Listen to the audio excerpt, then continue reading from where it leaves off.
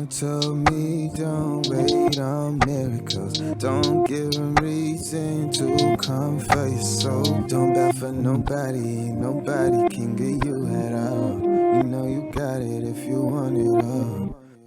Mama told me don't wait on miracles. Hello, everybody. Welcome to another episode of Death Taught Us How to Live.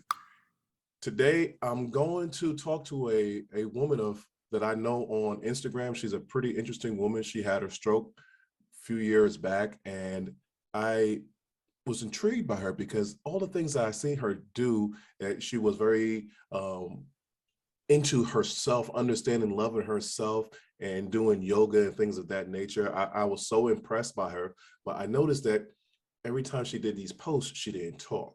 So I wanted to know a little bit more about her and try to get an understanding of why she was so confident of herself and why she didn't speak on Instagram. So please let me introduce to you our Deaf Taught Us How to Live audience, Leslie Grotti. How you doing, Leslie? How you doing today, sister? So I talked to you a while back. You know, I always talk to my guests before we get on, and you was telling me that you have aphasia.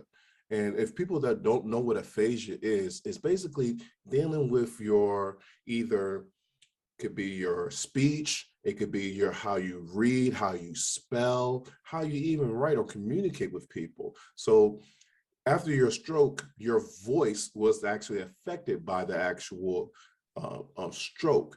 But you was telling me that you was gonna ask someone about what actually happened to you. Can you actually tell me if they actually remember what actually happened to you? I remember. You do? Yes. That's pretty So, interesting. Go ahead. so I was on my way to work. I own my own salon. I was sitting up for the day, and I got lightheaded, and I was at the desk right in front of the room, and I fell out. Okay. Before we go even further into that, I must apologize because I thought that you have told me that you didn't remember what actually happened, but you did. Now, is that a problem that a lot of people assume because you have aphasia that they think something is wrong with your memory as well or other parts of your brain? And does that offend you when that actually happens?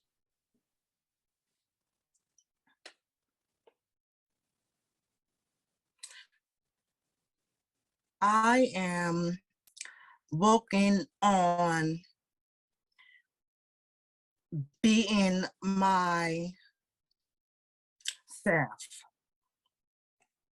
So it doesn't offend me when people think otherwise. It doesn't offend me. So. Okay. I just wanted to make sure because I didn't want to offend you on this show. I just got you on here. I didn't want to offend you. But let's go back into your story. What actually happened? You said you felt lightheaded, then all of a sudden you fell to the ground. Now, all this is happening at this particular time. Did you really understand that you was having a stroke or you saw something else was happening to you? I didn't know what was happening to me. I didn't know. It seemed like a lot of people that I asked that question to didn't realize what a stroke is altogether, and didn't realize that when you was having a stroke, it maybe wasn't that, you didn't think it was that severe, but when it actually was diagnosed, when you got to the hospital, they told you that you had a stroke, you're like, oh, I did. Now you do all your research and find out what a stroke is all about. So I want to know, you said you had your own salon after you had your stroke. What did you do afterwards? Was you able to go back to work, or was you someone retired?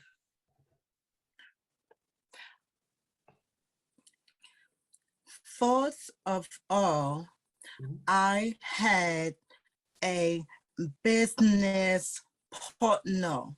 So she took over for me. Then I retired.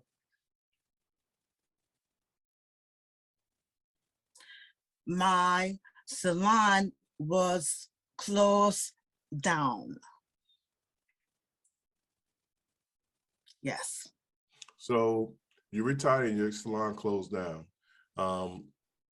So let me ask you now, because I see you and I see all the stuff that you do on Instagram, and I'm very impressed. I see you doing yoga and I see you doing these stretches poses. I'm like, wow, she had a stroke and she's able to do all this stuff. So who is Leslie today? Like after this stroke, what are you actually doing to actually get rid of the boredom of being by yourself each and every day? What do you actually do? Who is Leslie now? What are you trying to accomplish? I guess I'm trying to ask you.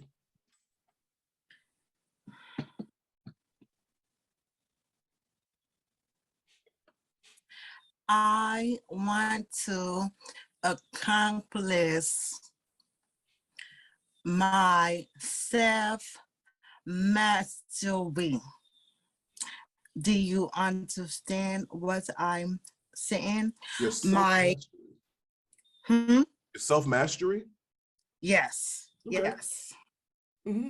So what does that mean? Does that mean that you have seen different things because you had a stroke and you're trying to become more aligned with that?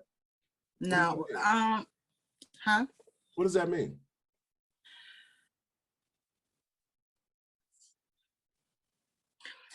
Get into become more aware of myself. I am aware. So becoming more aware. Become more aware of yourself and your limitations, or your powers. Like, no. Come on, give it to me, Leslie. Give it to me now.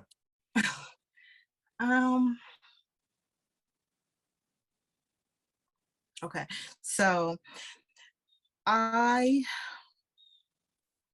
am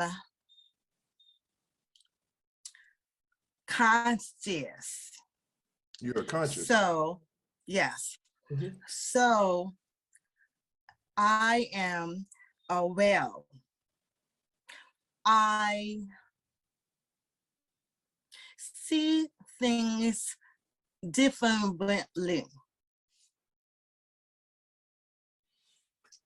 I hear what you're saying.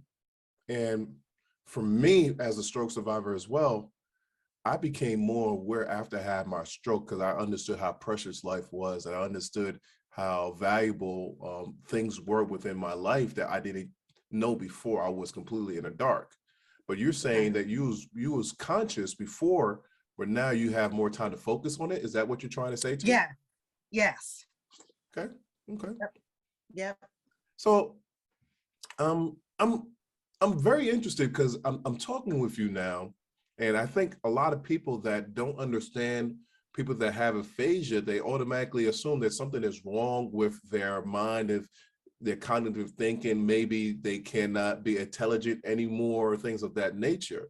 But I'm finding that whenever I have a conversation with you, I get a lot of information out there. I just have to be patient and listen instead of anticipating what's actually going to happen, like you say, being aware. So for you, when you encounter people that are not patient, or you want to have great conversations with people. Is there a different type of format that you actually want to set up with another person to have deep and intelligent and conscious conversations? No, because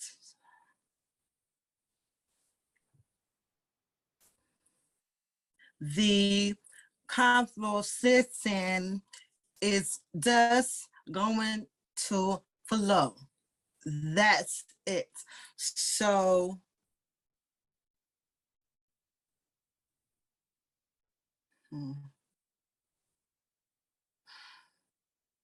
yes, the conversation is must flow. Organic. Must flow. It has to be organic. It has to be natural. It has to be Yes. in the moment, present. Yeah. Okay. I'm with you on that. But Leslie, I'm very curious because I had what's called aphasia. I couldn't swallow anything, and I was dying to have liquids and foods going inside of my body. So as for you, as a person with aphasia, and you're not the same person with your voice that you was before you had your stroke, has any other senses actually come alive to you? And let me get to my point when I'm actually asking you here, because like when I had this happen to me and that suddenly my body was not functioning properly, my balance was off and things of that nature, it was weird because I was able to feel people's energy a little bit better. I could tell what you're trying to tell me without you actually even saying it. Or if you were telling me something, I could tell if you was lying to me. But what I also can tell is that if you had touched me, I could tell if you was trying to heal me. And I could tell if you was sick or anything from your body, I could tell. Did you get those type of powers as well? Or was that something you had before? No. No? No. Okay. No. Okay. When I was on conscious, I don't remember anything. When you was unconscious, you don't remember anything? Except my father-in-law talking to my hubby. I'm not talking about when the actual stroke actually happened. I'm talking about like afterwards. Like now, are you more like for me, I am very conscious if someone touches me. I don't like some people touching me because I feel that energy driving into me. Or sometimes I like for a person to touch me because I could feel that. And I think we was talking before and you was telling me something about how yeah, you lost your ability to speak the way that you did before, but you use a different type of way of communication, and I think it's by touch. What are you actually telling me when you say that I can communicate with someone by touch? What is that about?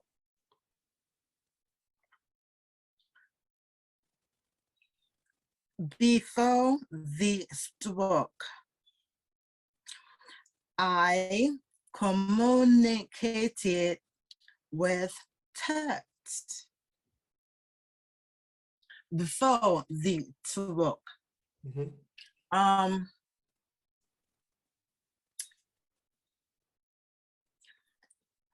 I am a texty, feely type of person, so I need touch. Okay. So when I'm gathering here is that even before your stroke, you was always a touchy feely type of person. You like the sensation of actually feeling somebody else and them feeling you. And by that, I guess you can tell if someone is timid, someone is scared, someone is sad, someone is happy by how they touch you and how you touch them. Am I right with that? Yes. So yeah, this Yes. is basically what I'm saying too. I got that same type of thing with people. I could be able to walk in a room and you know, you're from what, New Jersey? Yes. So yeah, you probably understand this because I grew up in New York, and a lot of people in New York like to touch you when they talk. They like touch you on the shoulder. So I was very conscious of letting people not touch me and things, but certain times I would get people, they'll just come up to me and they don't know where my pain is, but they'll just touch my pain. And I feel it actually leave in my body. Like they're trying to absorb that pain to actually get rid of, like some kind of empath. So I'm hearing what you're saying to me is like you're communicating. You used to communicate even before your stroke was gone. Before you had your stroke, that you communicated through touch. So now I'm really curious. Is it enhanced now because you can't talk the way that you used to talk before? Is it a better way for you to communicate?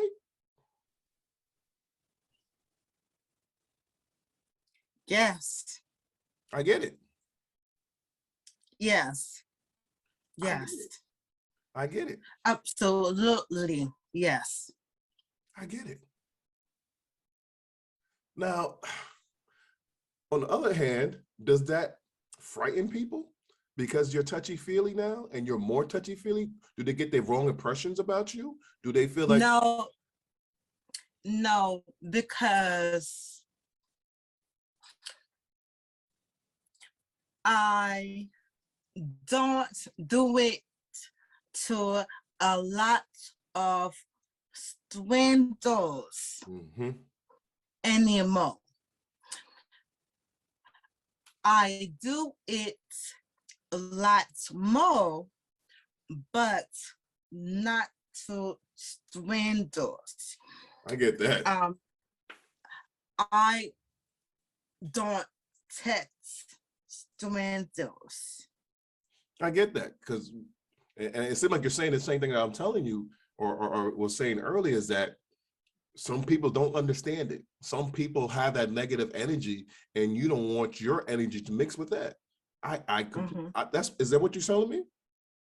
Yes. I get that. Yes. Yes. I get that. Yes.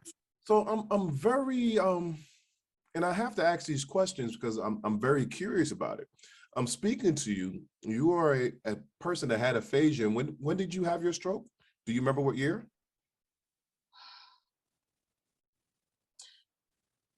2015.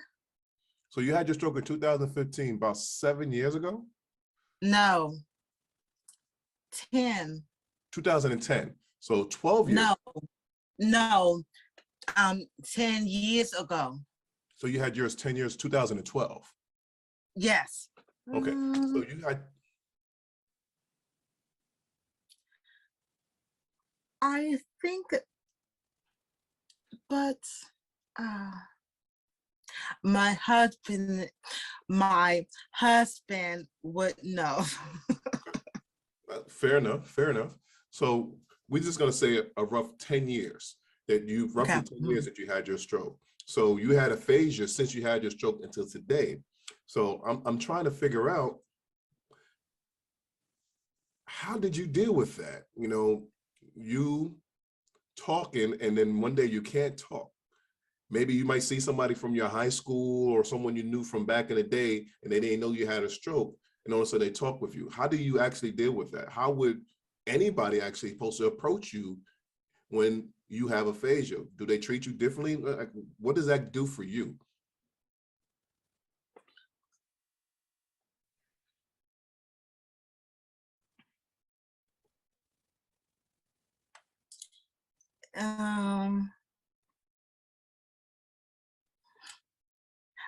I like it because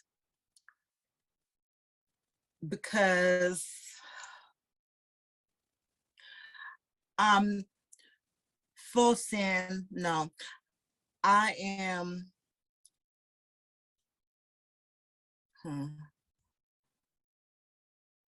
I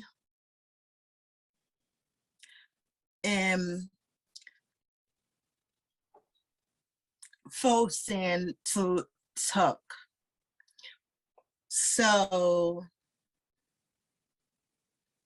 not what not what people think. That isn't my focus. My focus is in me.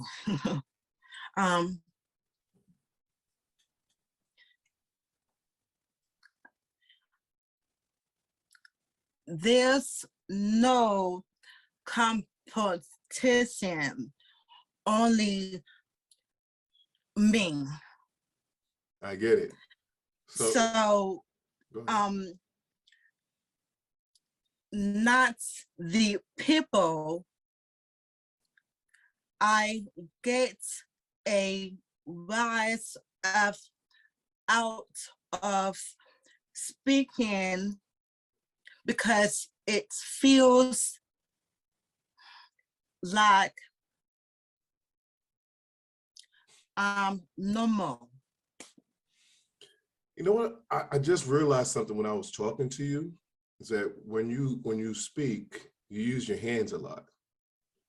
Is that part of your conversation, how you tell people how to listen to you and actually make your expression so they can understand what you're trying to bring out to them?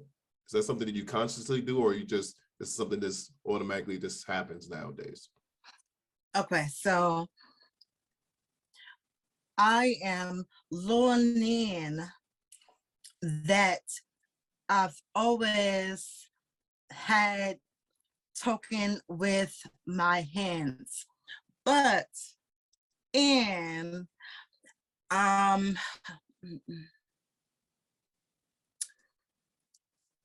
the person that I'm talking to, I feel that it's helpful to talk with my hands. They are focused on you. I get it, because it was helpful for me, because I'm talking with you and then you stopping me, telling me that you got more to say. And by just me looking at your hands, I understood that. Yes. Communicating without words. I get it. I get it. That makes sense to me. That makes complete sense to me. Now I really fully understand the concept that you're trying to pull out, is that a lot of times words can be misconstrued or misunderstood. Yes. But Yes. when you see my facial expression, when you see how my hands are expressing, if you see how I'm doing things, then you can actually understand that you may be making me upset, you making me happy, you making me sad, whatever. Okay, so stop, please. Okay. Now, no. Okay, so now that I have a facial, I don't like talking on the phone. I do FaceTime, Zoom. So you, the other persons, can look at me and know Sylvie is playing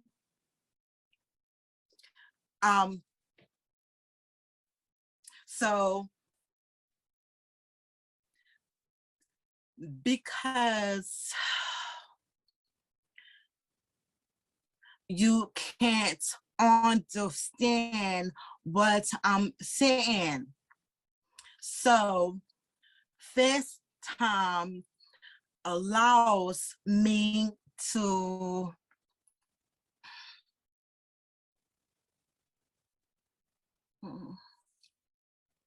Communicate without words. yes, yes, I get, yes, Leslie, I get it. I completely get it. I truly understand this concept now, is that you really, and this is what I was trying to bring you to, like, you're really learning how to communicate, because one of your, I'm not going to say senses, but one of your abilities that you used to have before is not working the same way. So now you've really deal with touch and sight to communicate. yep, And yep, if people are not patient enough to understand that, they're going to miss whatever type of jewels that you're going to be giving them. yes, Got you. yes, Got yes, you. I got you. I got yes, you. yes. I got you. I got you. Well, Leslie, we're at our time. But before I go, I want you to do two things for me. One, I want you to be on my hot seat. I got these questions I want to ask you.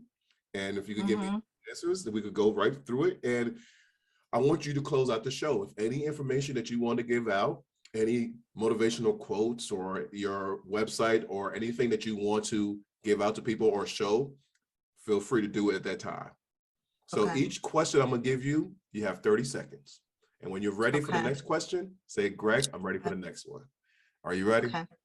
I'm going to go like this. Even better. Okay. First question. Did your perception of life change? No. Okay, so you're already thinking the way you are. You're already conscious and you're already at this place. Yes. Yeah. Okay. 2, what is important about life to you?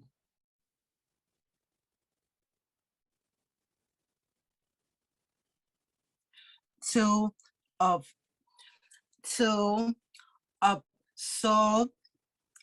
and to have fun.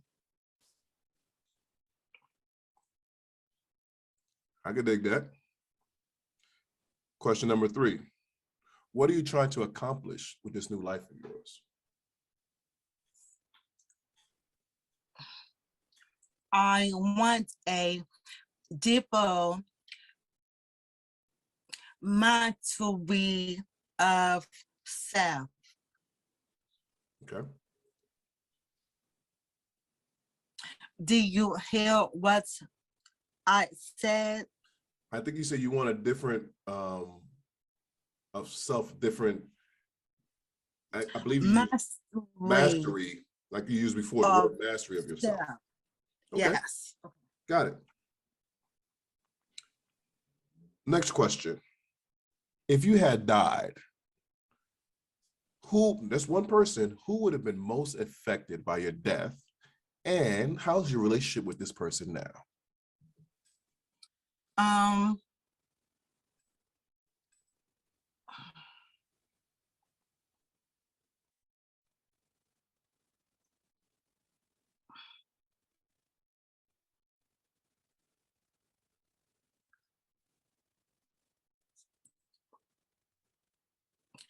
I hope no one. I hope no more one. Okay. Because it's not about the other person.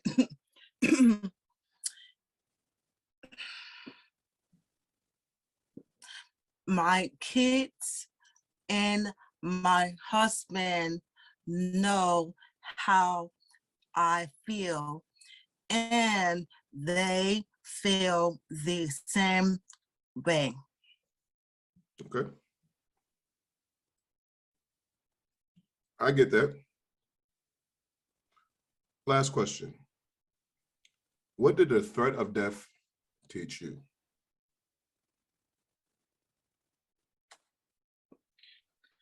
What is, this is.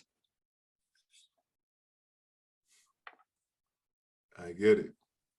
Can't change anything, can't force force anything. It happens. Live in the moment. Yes. Yes. Get it? Yes. I get it.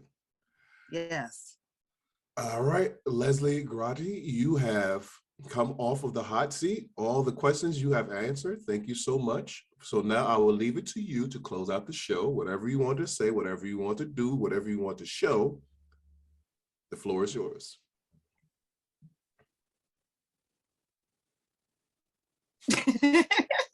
Okay, that's good enough for me. So I thank you so much for coming on, Leslie. And I really want to talk to you because I saw so much about you and I was very curious about you. And I wanted you to have a voice. I know a lot of people that have aphasia. A lot of people don't speak to them because they are not patient enough, or they don't think that they have enough intelligence to actually hold the conversation. But as you can see, everybody, you proven wrong. You can have a great conversation. You just have to have patience and understand that their mind is not gone. It's just their voice. So learning how to communicate with someone, especially communication without words. Oh, you have something there. What is that? What is that? It's me. I do drive. You drive. So, yes. So I have this on in the car. Put it on the screen again. I can't see it. Put it on the screen. Let's put it on the screen. Turn it around. Turn it around. We read it for us. My name is Leslie Grotti. I had a stroke. I have difficulty speaking, but I'm able to understand what you're saying. My intellect is intact. Please speak slowly. Copy.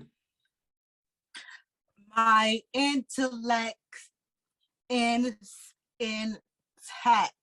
Say that one more time, sister. Say that one more time. My intellect is intact. Period. Period. I hear you. I hear you. Well, Leslie, thank you so much for coming on the show of Deaf Taught Us How to Live. I really appreciate you taking the time and speaking to us and actually making us be more aware with someone that has aphasia, how you're not supposed to insult them and think that they are not intelligent still. But all you have to do is be patient. And as you can see, communication without words, hands, sight is a good thing as well, too. So I thank you so much, Leslie, for coming on. And I'll speak to you later. Blessings. Gratitude, sis. Bye.